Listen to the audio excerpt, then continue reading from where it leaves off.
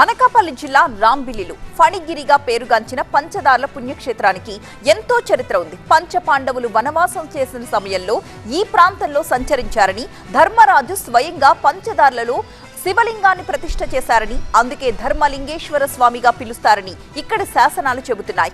ఇక్కడ కొండపై నుంచి 5 నీటి ధారలొచ్చి ధర్మలింగేశ్వర స్వామి ఆలయం దగ్గర కలుస్తాయి. 5 ధారలు కలిసిన ప్రదేశం కావడంతో దీనిని పంచధారలు అనే నామకరణం చేశారు. క్రమేపీ ప్రస్తుతం ఇది పంచదార్లగా మారిపోయింది.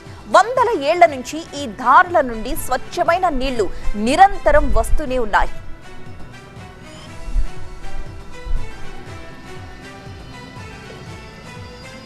పంచదార్ల కొండపై ఇటీవల చేపట్టిన తవ్వకాల కారణంగా ఆలయ ఉనికికే ఇప్పుడు ప్రమాదం ఏర్పడుతోంది అని ఆవేదన వ్యక్తం చేస్తున్నారు.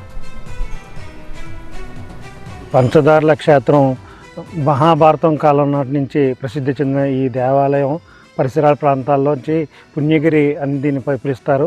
అలాగే 5 దారులు ఈ పుణ్యక్షేత్ర శివాలయం దగ్గరలోకి 5 దారులుగా నది ప్రవహిస్తుంది.